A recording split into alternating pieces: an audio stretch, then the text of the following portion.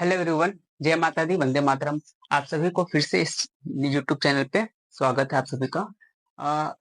बहुत समय के बाद मैं इस वीडियो को लेके आया हूँ क्योंकि कुछ कारणों के कारण कुछ समस्या के कारण मैं वीडियो नहीं बना पा रहा था। खैर, आज फिर से उसी सीरीज को हम आगे लेकर चलते हैं जिसमें हमने देखा था नाउन के बारे में। तो नाउन के बारे में हमने देखा था कि नाउन क्या होते हैं, फिर हमने देखा था कॉमन नाउन क्या होते हैं, प्रॉपर नाउन क्या होते हैं, कलेक्टिव नाउन क्या होते हैं, मटेरियल एब्स्ट्रैक्ट नाउन के बारे में मैंने आपको बताया था। और इन डिटेल में मैंने आपको प्रॉपर नाउन सीरीज 1 और सीरीज 2 दोनों कंप्लीट किया है और कॉमन नाउन भी मैं आपको बता चुका हूँ। आज हम चलने वाले हैं कलेक्टिव नाउन। ठीक है, तो आज हम स्टार्ट करते हैं कलेक्टिव नाउन। तो हमारा आज का टॉपिक रहेगा कलेक्टिव नाउन। सबसे पहले क्या है ना कि इंग्लिश में कॉन्सेप्ट होते हैं और इस कॉन्सेप्ट को अगर हम समझ लें तो फिर ये जो डेफिनेशन है वो आसान हो जाता है। तो कलेक्टिव नाउन क्या है, चलिए इसे समझते हैं। वर्ड, ये जो कलेक्टिव है, ये जो कलेक्टिव वर्ड है, इस कलेक्टिव वर्ड का मतलब क्या होता है? कलेक्शन, एक तरीके का ग्रुप। कलेक्शन, ग्रुप हम कहते हैं एक तरीके का। क्या हो गया ये? ग्रुप। किस चीज का ग्रुप?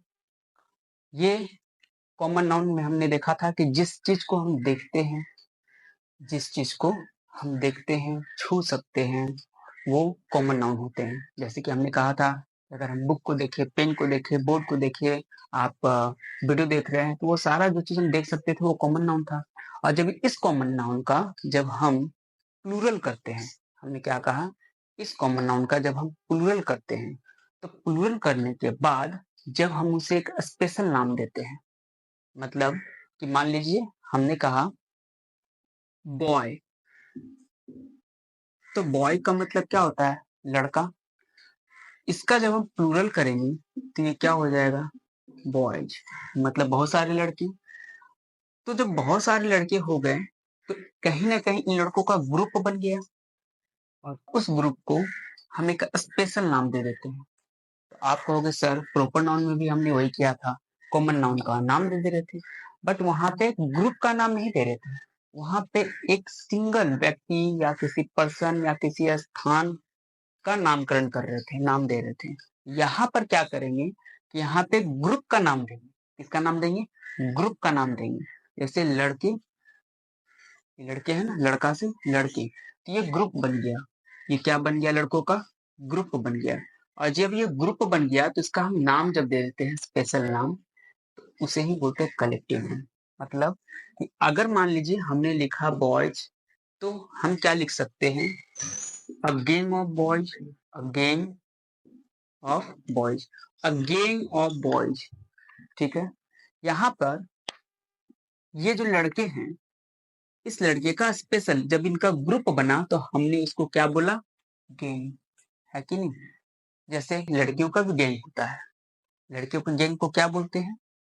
बेबी, बेबी है, बेबी नहीं, बेबी ऑफ गर्ल्स। ठीक है, तो जब कभी भी किसी भी चीज का, किसी भी कॉमन नाउन का अगर ग्रुप बना दिया जाए और उसका स्पेशल नाम दे दिया जाए, जैसे बेबी स्पेशल नाम दिया गया, गैंग स्पेशल नाम दिया गया, इसी तरीके से एक और ले लेते हैं ताकि आपको समझ में आ जाए। जैसे कि मान लीजिए हमने लिखा फ्लॉक ऑफ बर्ड्स। अब बहुत सारे पक्षी हैं, उनका ग्रुप आया, उनका हमने नामकरण दे दिया कि बहुत सारे पक्षियों का ग्रुप है और हमने उनको कह दिया फ्लॉक। तो फ्लॉक ऑफ बर्ड्स, या बहुत सारे लड़के थे, लड़कियों का ग्रुप था और उसका हमने एक नाम दे दिया, हमने कह दिया गैंग। या हो सकता है स्टूडेंट, अब स्टूडेंट का बहुत सारा ग्रुप बन गया तो फिर हम इसको स्पेशल नाम दे देंगे। क्या नाम दे देंगे? स्टूडेंट के ग्रुप का हम कह देंगे क्लास। ठीक है, तो इस तरीके से हम क्या कहते हैं कि कलेक्टिव नाउन का मतलब क्या होता है? ग्रुप। और जब चीजों को हम ग्रुप में डालते हैं और उसके बाद उसका नाम देते हैं तो वो बन जाता है कलेक्टिव नाउन। इसको और अच्छे से समझेंगे, चिंता नहीं करना है। ये समझ में आ रहा है ना? एक बार और देख लेते हैं। बॉयज से बॉयज बना, लड़कों का ग्रुप बना, तो उसका स्पेशल नाम हमने दे दिया क्या? गैंग। उसी तरह लड़कियों का जब ग्रुप बना स्पेशल नाम बेबी। बर्ड्स का ग्रुप बना फ्लॉक। तो ये जितने सारे हैं इसमें क्या फ्लॉक, ये जो फ्लॉक दिख रहे हैं ये फ्लॉक, बेबी, गेम, ये सभी के सभी कौन सा नाउन है? ये सभी के सभी हैं collective noun. Game, baby, flock क्या हो गए? Collective noun. जैसे कि मान लेते हैं एक और देख लेते हैं। मान लीजिए हमने लिखा ये चाहिए थोड़ा सा writing problem, a herd of cows या फिर कैटल। तो यहाँ पर अगर हम देखें तो यहाँ पर भी जीव, जो जीव चरते हैं, है ना, या हर्ड या काउस या कैटल या गोट या शिप्स, है ना, उनका जो ये ग्रुप होता है उसका स्पेशल नाम क्या पड़ा है? HERD, heard. इसी तरीके से बहुत सारे स्टार्स, स्टार मतलब एक तारा, बहुत सारे स्टार्स, बहुत सारे तारे, उनका ग्रुप बन गया, तो उनके ग्रुप को क्या बोलेंगे? क्लस्टर। क्या बोलेंगे? क्लस्टर। तो क्लस्टर, क्लस्टर का मतलब क्या हो गया कि भैया किसी ग्रुप के बारे में बात कर रहा है। किसका ग्रुप? स्टार्स का ग्रुप। तो ये जो हो गया क्लस्टर, ये जो गया हर्ड, गेम, बेबी, फ्लॉक, ये सभी के सभी हो गए कलेक्टिव नाउन। तो मैंने आपके सामने ये डेफिनेशन लिखा है। ग्रुप और कलेक्शन, पर्सन, प्लेस और थिंग। पर्सन, प्लेस और थिंग, इन चीजों को हम क्या कहते थे? Common noun. जब इस कॉमन नाउन का ग्रुप बन जाता है या कलेक्शन आ जाता है तो उसका एक पर्टिकुलर नेम देते हैं। ठीक है, एक खास नाम देते हैं, पर्टिकुलर नाम देते हैं, और तब वो कहलाता है कलेक्टिव नाउन। याद रखिएगा, प्रॉपर नाउन में भी हम खास नाम ही देते हैं और कलेक्टिव नाउन में भी खास नाम देते हैं, बट दोनों में अंतर यह है कि प्रॉपर नाउन में हम सिंगुलर का खास नाम देते हैं। जैसे कोई एक बॉय है जिसे हम देख रहे हैं, उसका एक खास नाम, नोमेनक्लेचर, नामकरण है कि नहीं, तो वो प्रॉपर नाउन था। लेकिन जब उसका ग्रुप बन गया और ग्रुप बनने के बाद हमने उसे एक अलग पर्टिकुलर नेम दे दिया, तब वो बन जाता है कलेक्टिव नाउन। ठीक है, दोनों में थोड़ा सा डिफरेंस है, इस बात को आप नोट डाउन कर लीजिएगा। चलिए आगे देखते हैं, क्या देखते हैं कलेक्टिव नाउन के एग्जांपल्स को। और याद रखिए जितने एग्जांपल्स करेंगे ना उतना ज्यादा अच्छा होगा। ठीक है, किसी भी चीज के एग्जांपल्स और कॉन्सेप्ट को समझना इंपॉर्टेंट है। चलिए यहाँ देखते हैं कुछ एग्जांपल्स को, तो आप भी लिखते जाना मेरे साथ। सबसे पहले हम ग्रुप का ही बात कर लेते हैं। हम कहते हैं अ group of a group of students.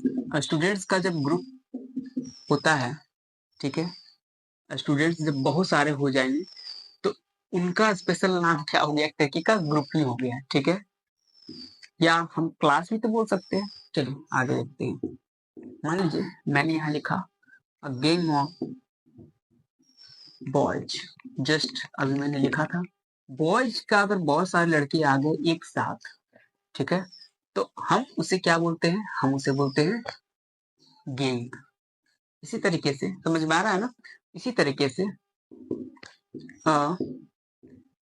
Baby of girls, तो हम कहते हैं कि ये जो गर्ल्स है, लड़कियां, इनके बहुत सारे ग्रुप आ जाए तो फिर हम उन्हें क्या बोलेंगे? बेबी। बेबी नहीं, baby of groups, sorry girls. इसके बाद एक और, लगातार करते चले जाते इससे फायदा हमें नहीं होगा। ठीक है, तो अब हमने कहा अ क्राउड। क्राउड का मतलब क्या होता है? भीड़। किसका भीड़? लोगों का, क्राउड ऑफ पीपल। तो बहुत सारे लोग आ गए, एक एक ग्रुप में आ गए, तो उनका बोल सकते हैं ग्रुप ऑफ पीपल, या फिर उसके ग्रुप को एक पर्टिकुलर नाम दे दिया गया, क्या? क्राउड। तो यहाँ पर ये जो क्राउड है ये भी आपका क्या है? Collective noun. उसी तरीके से हमने कहा cluster of a cluster of stars. अब यहाँ पर एक स्टार में बहुत सारे स्टार्स, तो इनका जो ग्रुप बना क्लस्टर, ये भी क्या हो गया? Collective noun. इसी तरीके से मान लीजिए हमने लिखा HERD, herd of sheep. Sheep भेड़, या हम कह सकते हैं कैटल। तो बहुत सारे सिप आ गए, बहुत सारे भेड़ कैटल आ गए, तो इनका जो ग्रुप बना इसका हमने नाम दिया HERD, हर्ड। तो ये भी हो गया कलेक्टिव नाउन। इसी तरीके से ये भी हो गया कलेक्टिव नाउन, ये भी हो गया कलेक्टिव नाउन। तो ये सारे क्या होते चले जा रही है, कलेक्टिव नाउन। ठीक है, और भी करते हैं आगे। प्रॉपर तो दिखाई दे रहा है ना? चलिए मैं कलर चेंज कर लेता हूँ। मान लीजिए अब मैं यहाँ लिखता हूँ a fleet, a fleet of ships, fleet of ships. इसका भी मतलब क्या हो गया? फ्लीट ऑफ शिप्स का मतलब क्या हो गया? इसका भी मतलब हो गया ये जहाज है, ठीक है, बहुत सारे जहाज आ जाएंगे, उनका ग्रुप बन गया था फ्लीट। ये जो फ्लीट है ये भी है कॉमन नाउन। अब तो समझ में आ गया होगा। अब I am sorry, common noun collective noun. अब तो समझ में आ गया होगा ना, ये सारे कलेक्टिव नाउन है। इस तरीके से मैं और एग्जांपल्स को लिखता चला जाऊंगा और आप उसे लिख लेना, है ना? और सारे के सारे इंपॉर्टेंट है ना? ठीक है।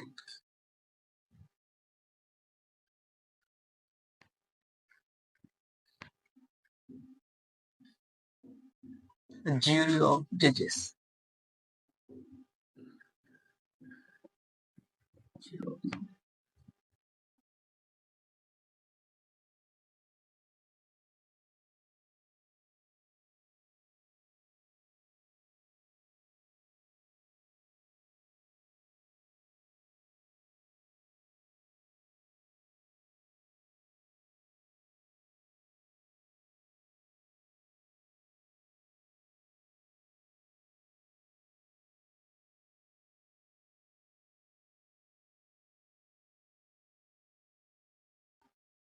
ठीक है, इसे जल्दी लिखे, बाद फिर आगे बात करते हैं। ठीक है, तो आपने लिख लिया होगा। अब आगे चलते हैं, थोड़ा और एग्जांपल्स को लिख लेते हैं। थोड़े 3-4 और बचे हैं मेन इंपॉर्टेंट। रहने के तो बहुत सारे एग्जांपल्स है, हजारों एग्जांपल्स है, बट जो इंपॉर्टेंस मैं आपको वो लिखवाता चला जा रहा हूँ। ठीक है, तो मिटा दूं।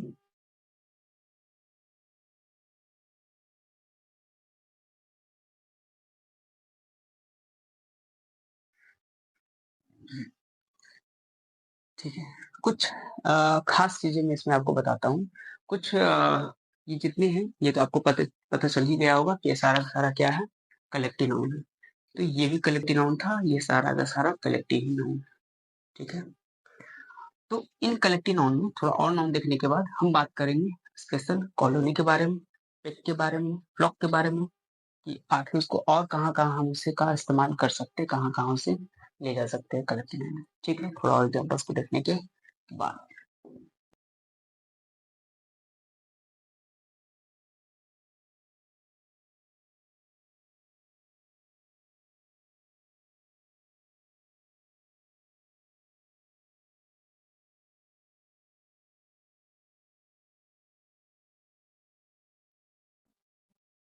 तो a chain of mountains, flight of birds, choir of singers, pile of books, इस तरीके से जितने भी हैं, तो यहाँ पर ये सभी के सभी क्या हो जाएंगे, कलेक्टिव नाउन। ये सभी के सभी क्या हो जाएंगे, सभी के सभी क्या हो जाएंगे, कलेक्टिव नाउन। ठीक है, तो इतना जल्दी से लिखें, फिर आगे कुछ इंपॉर्टेंट बात मैं आपको बताऊंगा, पहले लिखें इसे। ठीक है, तो अब मैं इसे मिटा देता हूँ। ठीक है,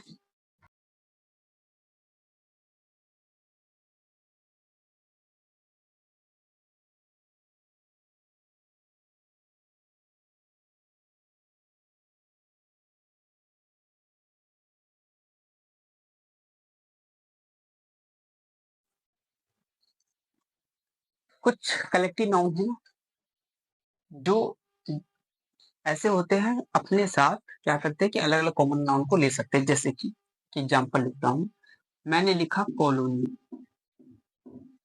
तो ये जो कॉलोनी है इसका मतलब क्या हो गया, इसका मतलब जैसे कि इसका मतलब हो गया कलेक्टिव नाउन। और जैसे कि हम रहते हैं अपने समाज में, समाज को क्या, समाज में आप देखिएगा कि हम कहते हैं कॉलोनी, इस कॉलोनी में इतने लोग हैं, इस कॉलोनी में ये है, फलाना लिखना जरूरी। तो कॉलोनी का मतलब हो गया पर्सन्स, जितने भी लोग हैं उनका जो ग्रुप है। तो एक समझ लीजिए ग्रुप जो है, घरों का ग्रुप या उनका ग्रुप कह लो, उसे हम क्या बोलते हैं, कॉलोनी। तो कॉलोनी किसमें किसमें, ये कलेक्टिव नाउन है और ये किसमें किसमें यूज हो सकता है। हम कह सकते हैं पर्सन के लिए ये यूज हो सकता है, और जैसे हम कह सकते हैं जो सोशल, कॉलोनी का मतलब एक तरीके से ये समझ लीजिए सोशल रूप से जो रहते हैं, सामाजिक रूप से, तो पर्सन्स रहते हैं। एंड चींटियां वो भी रहती हैं, तो उसमें कॉलोनी। बीज, इनका भी, तो इन सभी कह सकते हैं colony of person, colony of ends, colony of बीज। मैं लिख देता हूँ कॉलोनी ऑफ पर्सन। इसी तरीके से कॉलोनी ऑफ एंड्स, इसी तरीके से कॉलोनी ऑफ बीज। ऐसे बीज की कॉलोनी को हम स्वार्म कहते हैं, एंड्स के आर्मी भी कहा जाता है। कॉलोनी ऑफ एंड्स भी कह सकते हैं और एन आर्मी ऑफ एंड्स भी कहते हैं। ठीक है, जो चाहे वो आप यूज करो। तो इस तरीके से कॉलोनी, इसी तरीके पहले से लिख ले, फिर आगे एक और बात करता हूँ। ठीक, हटाते हैं इसको।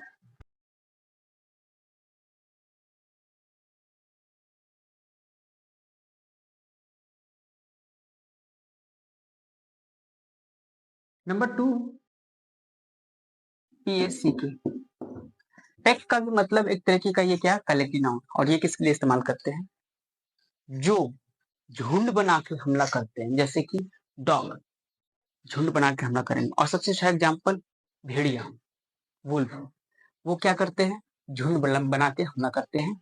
तो ये पैक उनके यूज होगा। जैसे मैं कह सकता हूँ पैक ऑफ वुल्फ्स। इसी तरीके से मैं कह सकता हूँ पैक ऑफ डॉग्स। ठीक है, इस तरीके से आपने अगर जो झुंड बना के हमला कर सकते हैं वो लिख लेना, पैक पैक करना वहां पे लिख लेना।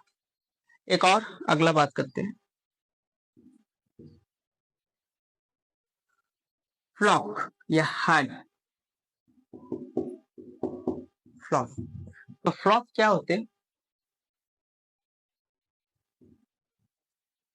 इसमें क्या होता है कि जो बर्ड्स एक ग्रुप बना के एक एक स्ट्रक्चर बना के उड़ते हैं, है ना, उनमें फ्लॉक लगता है। फ्लॉक ऑफ बर्ड्स जनरली कह दिया जाता है, फ्लॉक ऑफ बर्ड्स। इसी तरीके से फ्लॉक ऑफ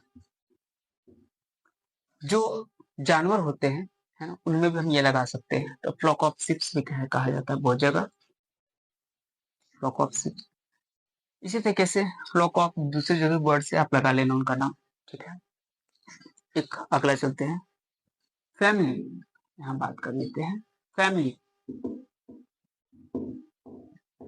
फैमिली भी क्या हो गया, फैमिली भी कलेक्टिव नाउन हो गया। ठीक है, तो फैमिली ऑफ, जिसका भी आप जिस भी एनिमल का नाम देना वहां लिख देना, family of human beings, family of dogs, whatever. ठीक है, तो ये समझ में आ गया। तो ये सभी के सभी क्या है, ये सभी के सभी कलेक्टिव नाउन है। ठीक, चलिए अब आगे बढ़ा जाए। ठीक, तो इसे मिटा दे। ठीक, चलिए चौथा नंबर हो जाएगा।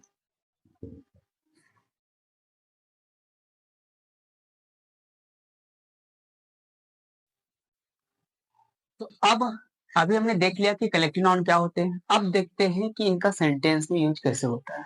ठीक है, सेंटेंस में ग्रामर में देख लेते हैं थोड़ा बहुत।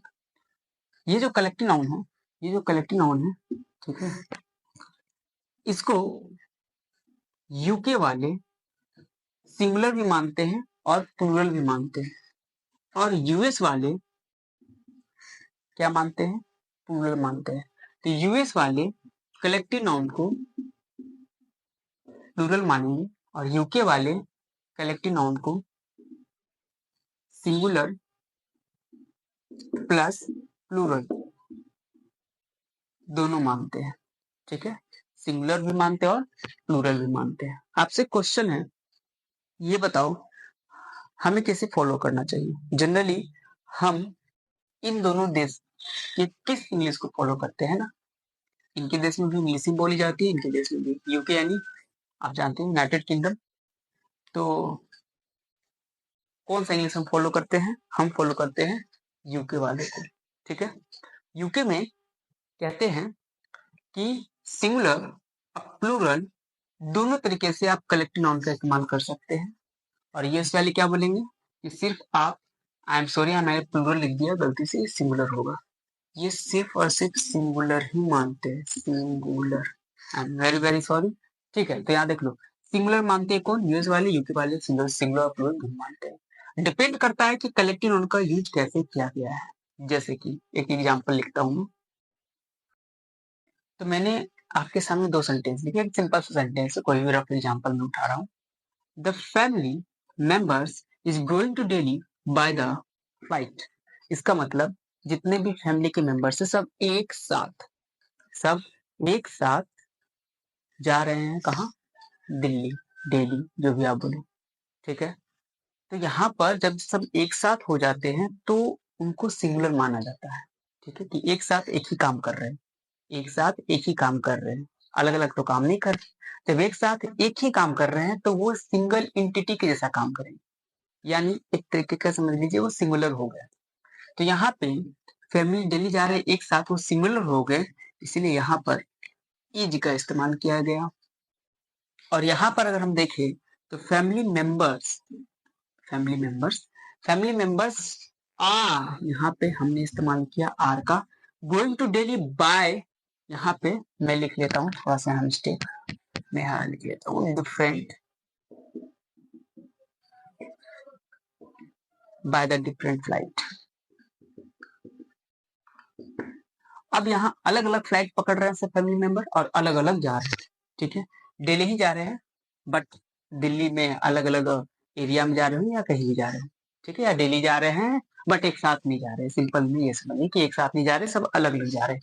तो कहीं ना कहीं फैमिली मेंबर्स का यहाँ पे पता चला क्या, अलग अलग जा रहे हैं ना, तो यहाँ पे प्लूरल के जैसा एक्ट कर रहे हैं। इसीलिए हमने क्या लिख दिया, family members are going to Delhi by the different flight. यहाँ पे आर लगा, क्योंकि इस बार जो फैमिली मेंबर है तो ये कलेक्टिव ही नाउन, लेकिन इसको माना गया प्लूरल, जबकि इसको माना गया सिंगुलर।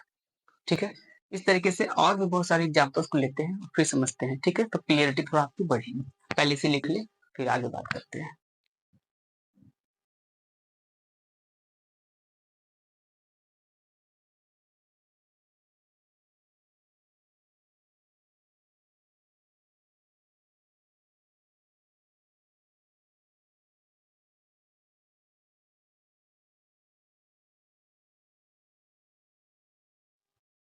चलिए कुछ एग्जांपल्स को देखते हैं और समझने का प्रयास करते हैं धीरे धीरे। ठीक है, एक और एग्जांपल से उठाते हैं। हमें पता है, आपने सुना होगा मेंबर ऑफ द बोर्ड, ऐसा सुना होगा आपने। चलो और एक सिंपल सा कोई एग्जांपल उठाते हैं ना। हम कहते हैं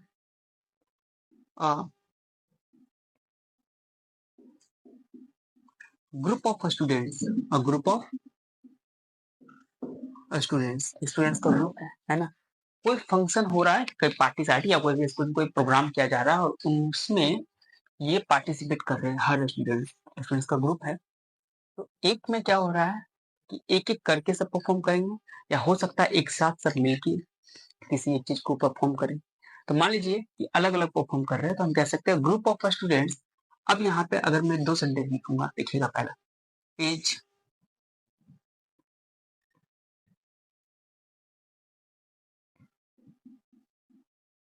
परफॉर्मिंग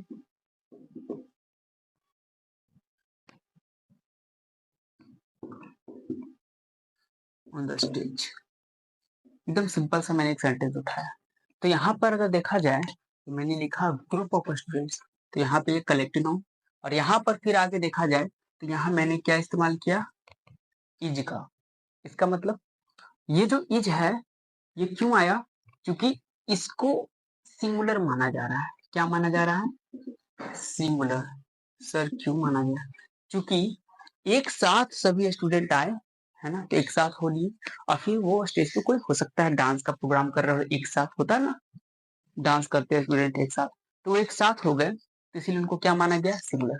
लेकिन अगर यही ग्रुप ऑफ स्टूडेंट से, लेकिन बारी बारी करके एक के बाद ना अलग अलग कोई डांस करके कोई डांस कर रहे हैं, कोई सिंगिंग कर रहे हैं, है ना, तो कोई किसी तरीके की दूसरा एक्टिविटी कर रहे हैं स्टेज पे, तो अलग अलग जब करेंगे तब इनको प्लूरल माना जाएगा। और जब सेम करेंगे, एक साथ एक काम करेंगे, तो सिंगुलर माना जाएगा। इसलिए यहाँ पे ग्रुप ऑफ स्टूडेंट्स परफॉर्म कर रहे हैं, कोई चीज डांस कर सकते हैं या कुछ भी कर रहे हैं, एक साथ कर रहे हैं, तो इसीलिए यहाँ पे उनको सिंगुलर माना गया, इसलिए यहाँ इज लगाया गया।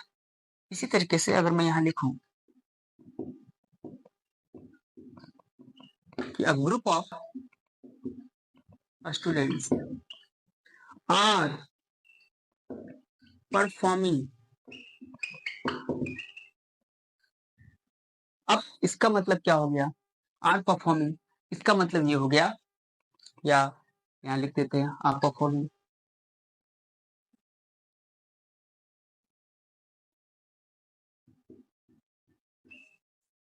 Different things. तो यहाँ पर जितने भी स्टूडेंट्स तो है लेकिन अलग अलग सब परफॉर्म कर रहे हैं, तो इसलिए यहाँ पर किसका इस्तेमाल हो गया, आर का। ठीक है, तो यहाँ पे आर क्या बता रहा है कि स्टूडेंट्स तो परफॉर्म कर रहे हैं लेकिन अलग अलग कर रहे हैं और वो प्लूरल के जैसा एक्ट कर रहे हैं। तो यहाँ पे याद रखना है कि जब प्लूरल के जैसा एक्ट होगा या सिंगुलर के जैसा भी एक्ट हो सकता है तो वो यूके का मीन्स होगा। ठीक है, और हमें फॉलो करना है यूके का। थोड़ा और एग्जाम्पल्स को देखेंगे तो क्लियरिटी अच्छे से आ जाएगी। ठीक है, चलिए एक और एग्जाम्पल्स को देखते हैं। थर्ड एग्जाम्पल्स, यहाँ पर अगर हम लिखते हैं Microsoft is an application, software application, but लिख रहा हूँ application from the United nation. ठीक, अब यहाँ पर माइक्रोसॉफ्ट जो है ना ये कंपनी है, कौन से तो कंपनी का नाम है ना, हाँ कंपनी का नाम तो है सर। यहाँ पे एक्चुअली ना ये जो माइक्रोसॉफ्ट है यहाँ पे मैंने लिखा, तो यहाँ पे एक चीज मैं और लिखता हूँ, यहाँ पे देखिए एप्लीकेशन है। अब इस सॉफ्टवेयर के अंदर बहुत सारे एप्लीकेशन आते हैं, जैसे माइक्रोसॉफ्ट वर्ड एक्सेल आपने सुना होगा कि इसी के अंदर बहुत सारे एप्लीकेशन है। तो बहुत सारे एप्लीकेशन का जो ग्रुप है वो कह रहा हूँ मैं कि वो माइक्रोसॉफ्ट है। तो यहाँ पे मैंने कलेक्टिव नाउन माना इसे, तो कलेक्टिव नाउन यहाँ पे जो है तो यहाँ पे इज लग रहा है। लेकिन अगर मैं इसी को लिखूं कि Microsoft Microsoft are celebrating, Microsoft are celebrating, ठीक है, सेलिब्रेटिंग बिल गेट्स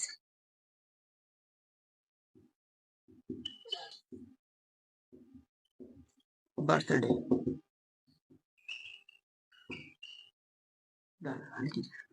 तो यहाँ पर माइक्रोसॉफ्ट जो है ना क्या कर रहा है, बिल गेट्स का जन्मदिन मना रहा है या एनिवर्सरी मना रहा है, जो भी आप लिखना चाहो लिख सकते हो।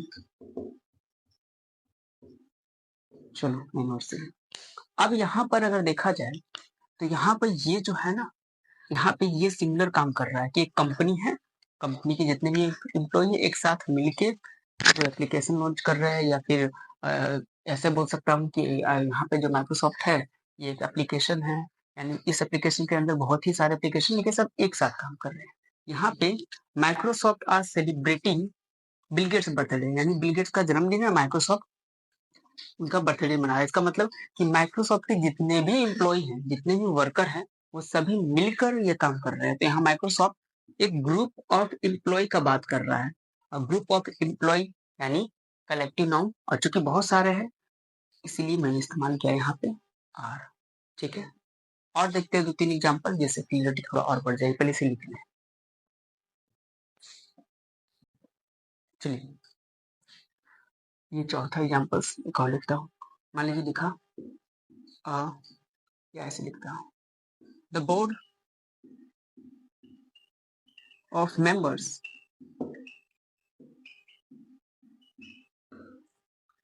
द बोर्ड ऑफ मेंबर्स, यहाँ पे आपके लिए मैंने छोड़ दिया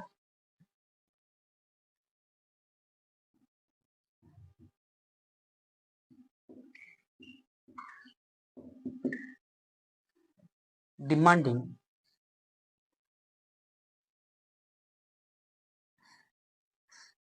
the board of members demanding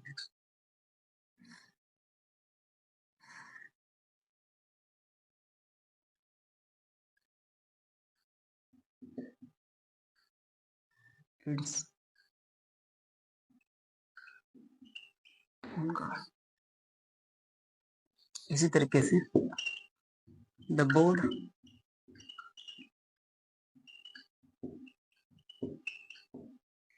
of members demanding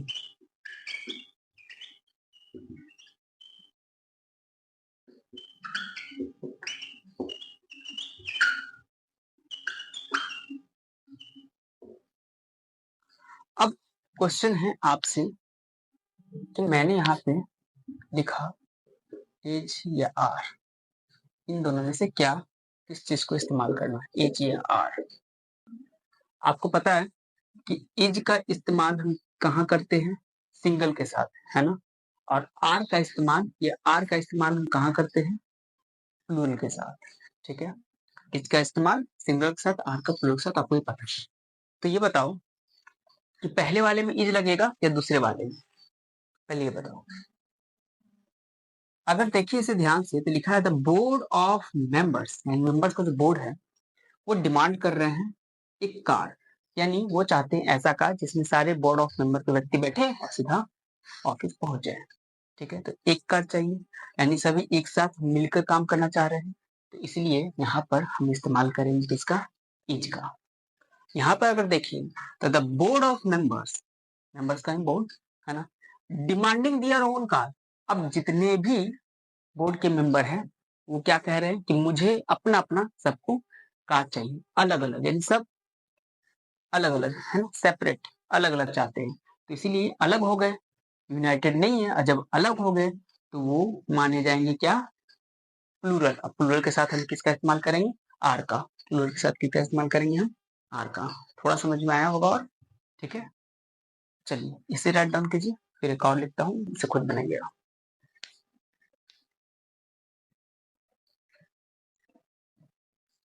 ठीक है, तो यहाँ पर हो जाएगा हमारा आर, यहाँ पर हो जाएगा आर, यहाँ पर हो जाएगा,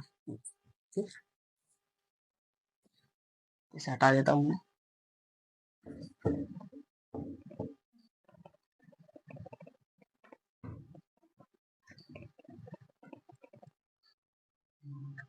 ठीक, तो अब एक और एग्जांपल्स को देख लेते हैं।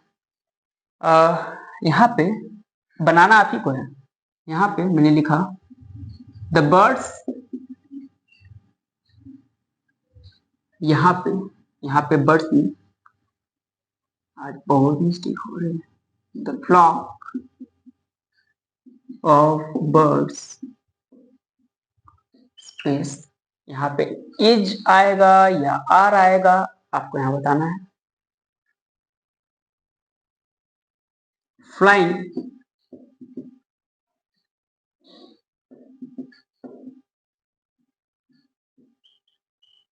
in the different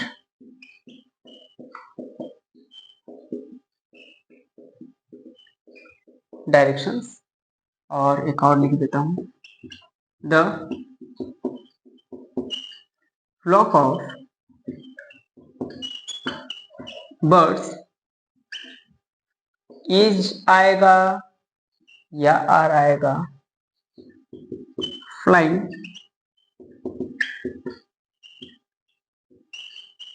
in the same direction। अब यहाँ देख लेते हैं, यहाँ पे पहले वाले सेंटेंस को समझाता हूँ। द फ्लॉक ऑफ बर्ड्स, पक्षियों का समूह उड़ रहा है, अलग अलग डायरेक्शन में जा रहे हैं। ठीक है, यहाँ पे मैं लगा देता हूँ, डियर कर लेना यहाँ पर, फ्लाइंग इन द एयर।